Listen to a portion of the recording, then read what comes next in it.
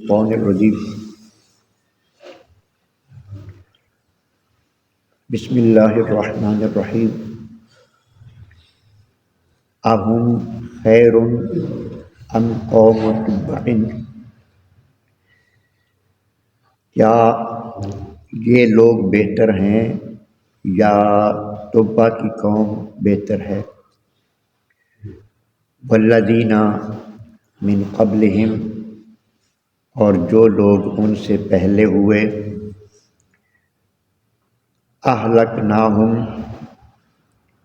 ہم نے ہلاک کر دیا ان کو، انہم کانوا مجرمین، بے شک وہ مجرم تھے۔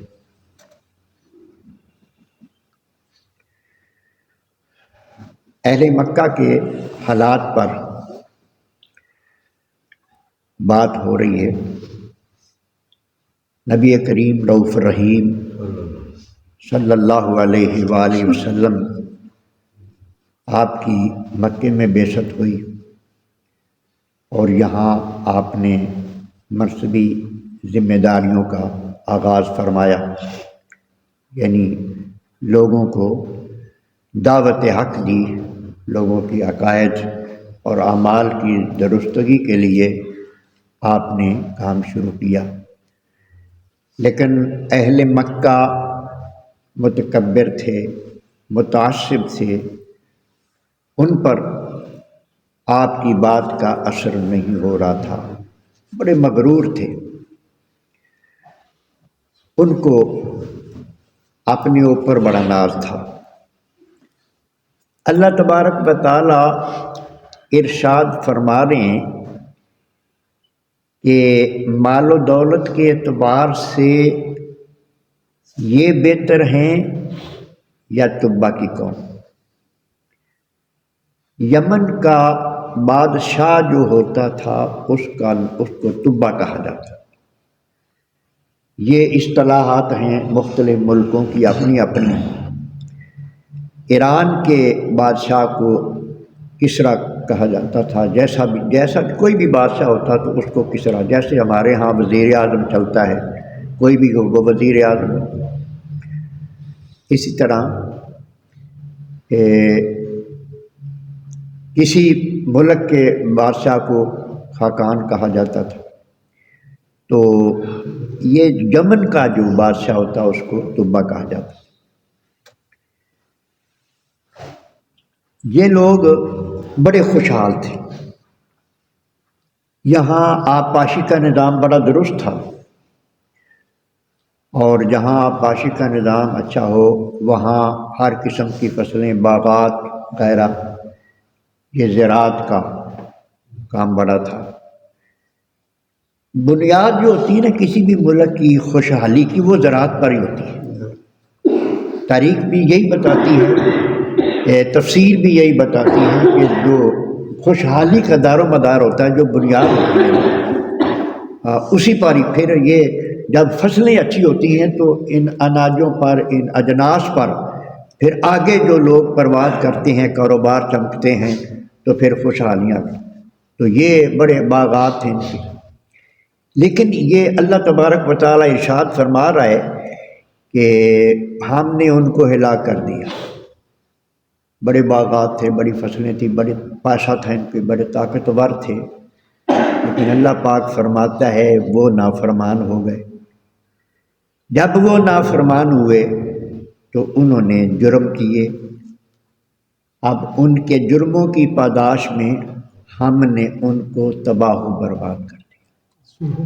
جو قوم بھی مجرم ہوتی ہے اس کا انجام تباہی ہوتا ہے، وہ پاکستان میں بھی رہتی ہو، وہ عرب میں جہاں بھی رہتی ہو، اس قوم کا انجام تباہی۔ لیکن ہم حضور علیہ الصلوۃ والسلام کی امت ہیں، ہمارے لیے ایک رعایت ہے۔ نبی کریم علیہ الصلوۃ والسلام نے اللہ کی بارگاہ میں دعا فرمائی تھی کہ مولا کریم ایک تو میری امت کی شکلیں نہ بگڑے، جب ان کی پکڑو، یہ نہیں فرمایا کہ بالکل پکڑ کرنی ہی نہیں، یہ فطرت کے خلاف آپ کیسے دعا فرما سکتے تھے؟ پھر یہ ہے کہ پوری کی پوری قوم کو تباہ نہیں کرنا. جب عذاب نازل ہو تو پوری کی پوری قوم تباہ نہ ہو. تو یہ ہوتا بھی رہتا ہے، کسی جگہ پہ زلزلہ آ گیا، کسی جگہ پہ سیلاب آ گیا، تو وہ نظر آ رہا ہوتا ہے، وہ زلزلے بھی نظر آ رہے ہوتے ہیں کہ یہ بھی اللہ کا قہر ہے، سیلاب بھی نظر آ رہا ہوتا ہے کہ اللہ کا قہر. تو یہ جب بھی کوئی قوم مجرم بنتی ہے تو اس کا انجام تباہی ہوتی. تو اللہ تبارک و تعالی یہاں اہل مکہ کو یہ بتا رہے ہیں کہ جب اتنی بڑی امیر قوم جب مجرم بنی تو تباہ و برباد ہو گئی تو تمہاری کیا حیثیت ہے؟ تم بھی اگر سرکش بنے ہو تو انجام تمہارا بھی اچھا نہیں ہوگا، عذاب تم پر بھی نازل ہوگا. تو یہ بات بتائی. اور جہاں تک یہ تبا کا تعلق ہے، ان تبا بادشاہوں میں سے ایک بادشاہ ایسا تھا جس کا نام تھا اکبر حمیری. اس نے بھی بڑے علاقے فتح کیے تھے. یہ علاقہ چونکہ امیر تھا، ان کے پاس وسائل تھے، وسائل کی وجہ سے ہی کسی حکومت کے پاس اسلحہ وغیرہ بھی زیادہ ہوتا ہے. تو اس کے ساتھ پاس سارا کچھ تھا، لشکر بہت بڑا تھا، سارے بادشاہ اس سے ڈرتے تھے. یہ سفر میں تھا، مکہ معظمہ میں آیا، اور اس کے ساتھ جو لوگ تھے، لکھا ہے محسنین نے کہ 500 علماء پہلے مذاہب کا جو عالم تھے، تورات کے عالم، انجیل کے عالم، وہ اس کے ساتھ تھے، اور 500 ہی طبیب اس کے ساتھ تھے، 500 حکیم تھے. جب یہ مکے میں آ کے اس نے پڑاؤ کیا تو وہاں کے لوگ اس سے خوف زدہ نہیں ہوئے، محسوس نہیں ہوا کہ یہ لوگ مرعوب ہو گئے، ان پر روب پڑ گیا ہے. وہ اپنے معمول کے مطابق چل پھر رہے تھے.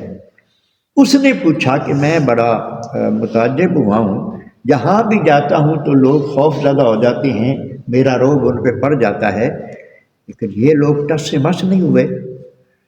تو اس کی علماء نے بتایا کہ یہ مکہ شہر ہے اور اس میں ایک گھر ہے جس کو بیت اللہ کہا جاتا ہے، اس کو اللہ تبارک و تعالیٰ نے بڑی عظمت عطا فرمائی ہے.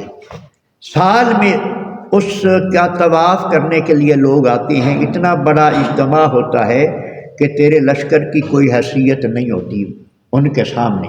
جب یہ جو جمع ہوتے ہیں تو تیرے لشکر سے بہت زیادہ بڑا اجتماع ہوتا ہے، اس لیے یہ تو اس سے خوف زدہ نہیں ہوئے. اس نے وہ غصے میں آ گیا، اس نے ارادہ کر لیا کہ میں اس کو نہیں چھوڑوں گا، اس گھر کو میں اس وقت تک دوپہر کا کھانا نہیں کھاؤں گا جب تک میں اس کو گرا نہ لوں گا. یہ بات اس نے سوچی ہے اور زبان سے اس نے لفظ ادا کیے ہیں تو وہ ایک مرض میں مبتلا ہو گیا، اس کے جسم پہ پھوڑے نکل آئے اور مواد بہنا شروع ہو گیا. اس نے فوراً طبیب بنا لیے، 500 طبیب تھا اس کے پاس. ساروں نے جب دیکھا تو اس نے کہا کہ ہماری سمجھ میں تیری بیماری نہیں آتی، اب علماء سے رابطہ کرو. اس نے علماء سے رابطہ کیا. ایک عالم مفسرین نے لکھا ہے کہ وہ تھا جو سب سے بڑا ماہر علوم کا تھا، اور اسی ماہر عالم کی اولاد میں سے حضرت ایوب انصاری، یہ ان کے بزرگوں میں تھا. وہ جب اس سے بات ہوئی نا تو اس نے کہا میں نے یہ دس کہ جب پیری نیت نہیں کی تھی. ان کے پاس پھر علم روحانیت کا جن کے پاس ہوتا ہے، کوئی نیت تو نہیں تیری بری ہوئی؟ کہ کعبے کے بارے میں، اللہ کے گھر کے بارے میں تیری نیت میں کوئی فطور تو نہیں آیا؟ کہ آیا ہے. کہا بس تجھے پکڑ ہوگی، عذاب ہے. کہ پھر یہ کیسے شفا ہوگی؟ انہوں نے کہا توبہ کر. اس نے توبہ کر لی، مسلمان ہو گیا. جی اب میں کیا کروں؟ انہوں نے کہا کہ اب تو منت مان کہ میں اس پہ غلاف چڑھاؤں گا اور یہاں کے لوگوں کو میں نعمتیں بانٹوں گا۔ پھر بہت کچھ اس نے تقسیم کیا، وہ اس دن سے مسلمان۔ اب پھر اس کے بعد اس نے آگے سفر جاری کیا تو مدینہ طیبہ کی زمین پر پہنچے۔ مدینہ طیبہ اس وقت نہیں تھا، آبادی نہیں تھی، بالکل جنگل بیابان تھا۔ وہاں جب قافلہ ان کا پہنچا تو علماء نے کہا کہ ذرا رکو یہاں۔ پوچھا گیا کہ بادشاہ نے پوچھا کہ رکنے کی وجہ کیا؟ انہوں نے کہا ہمیں اس علاقے سے خوشبو آ رہی۔ اللہ اکبر، کیا کون سی خوشبو آ رہی؟ انہوں نے بتایا کہ یہ جگہ جو ہے نا، یہ جگہ آخر الزمان نبی حضرت محمد مصطفیٰ صلی اللہ علیہ وسلم کی ہجرت کی جگہ ہے۔ مکے میں پیدا ہوں گے اور یہاں وہ ہجرت کر کے تشریف لائیں گے، دین کے ڈنکے یہیں سے بجیں گے۔ بادشاہ نے کہا کہ ان کے آنے کی کوئی تاریخ تمہیں معلوم ہے؟ انہوں نے کہا تاریخ تو ہمیں معلوم نہیں۔ ان علماء نے کہا کہ تیرے ساتھ وقت بڑا اچھا گزرا ہے، تیرا ساتھ دیا ہے، اب ہماری ایک بات مان۔ وہ کیا؟ کہا کہ ہمیں یہاں آباد ہونے کی اجازت دے دی جائے، یہاں آباد ہونے کی اجازت دے دی جائے کہ اگر وہ اللہ کا محبوب آ گیا ہماری زندگی میں تو ہم زیارت کر لیں گے، نہیں تو ہماری نسلیں تو دیکھیں گی نا، وہ نسلیں آپ کے ساتھ ہو جائیں گی، ان کا ساتھ ہونا، حضور علیہ الصلوۃ والسلام کی ان کی خدمت کرنا، ہمیں بھی اس کا کچھ نہ کچھ حصہ ضرور مل جائے گا قبروں میں۔ تو بادشاہ میں اجازت دے دے۔ بادشاہ یہ بات مان گیا اور اس نے 500 گھر تعمیر کر دیے، ہر قسم کی سہولیات وہاں اس میں رکھ دی، جو بھی ان کی ضروریات تھی وہ سامان وہاں کر دیا اس بادشاہ نے۔ تو یہ بستی جو ہے نا مدینے کی، یہ عشق نبی پر آباد ہوئی۔ ہاں جی، عاشقوں کی بستی، اس سے یہ آباد یا عشق کی بنیاد پر۔ اب جب اس نے یہ سارا کام کر دیا تو یہ جو حضرت ایوب انصاری رضی اللہ تعالیٰ عنہ کے جو بزرگ تھے نا وہاں، جن کی اولاد سے وہ سب سے بڑا اور معزز عالم تھا، یقیناً وہ سب سے بڑا صوفی بھی ہوگا، سب سے بڑی علمی اور روحانی شخصیت ہوگی۔ بادشاہ نے وہاں سے رخصت ہوتے ہوئے، اور یہ الفاظ ہیں اس کے کہ اگر یہ حکومت کا بوجھ میرے سر پہ نہ ہوتا تو میں کبھی بھی علاقے میں نہ جاتا، میں یہیں رہ جاتا، لیکن میری مجبوری ہے تو میں ایک خط لکھتا ہوں۔ اس عالم سے کہا تو اس نے مطلب یہ میں آپ کو دیتا ہوں، تو اگر تو تیری زندگی میں آ جائیں سرکار تو میرا سلام عرض کرنا اور میری زبانی خط پڑھ کے میرا سنا دینا، اگر تیری زمانے میں نہ آئے تو پھر اپنی نسل کے سپرد کرنا اور وصیت کر جانا کہ نسل بہ نسل یہ سرکار تک میرا خط پہنچے۔ اور پھر اسی طرح ہوا، اس نے خط لکھا کہ یا رسول اللہ صلی اللہ علیہ وسلم،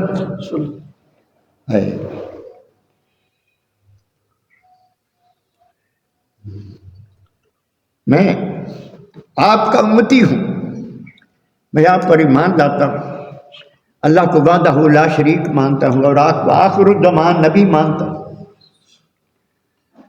یا رسول اللہ، اگر میں آپ کی زیارت نہ کر سکا، آپ میرے بعد تشریف لائے تو میرا ایمان قبول فرما لیں اور مجھے حشر میں بھول نہ جانا۔ یا رسول اللہ، مجھے اپنی شفاعت سے محروم نہ کرنا، میری شفاعت کر دینا۔ اللہ، یہ اس نے خط لکھا اور مطلب پھر دے دیا اس عالم کو جب، اور پھر مختصر یہ ہوا کہ نبی کریم علیہ الصلوۃ والسلام جب ہجرت کر کے مدینہ شریف تشریف لائے تو وہ لوگ تو ایمان لا چکے تھے، ان میں کھاتے پیتے بھی تھے، بڑے صاحب وسائل بھی تھے، وہ استقبال کے لیے آ گئے۔ ہر بندے نے یہ اپیل کی کہ یا رسول اللہ میرے گھر تشریف لائیے، یا رسول اللہ میرے گھر تشریف لائیے۔ سرکار نے فرمایا میری ڈاچی معمور ہے، اس کو پتہ ہے کہاں جانا ہے۔ آپ نے فرمایا کہ میری ڈاچی کو اللہ نے بتا دیا ہے کہاں جانا ہے۔ ہائے، ارے لوگ نبی کے علم کی بات کرتے ہیں، نبیوں کو تو جانوروں کو بھی علم ہوتا ہے۔ سرکار نے فرمایا اس کو پتہ ہے، اللہ کی طرف سے اس کو پتہ ہے اس نے کہاں بیٹھنا ہے۔ ابو ایوب انصاری کے گھر کے سامنے جا کر بیٹھ گیا، فرمایا یہی میرا بس کرے۔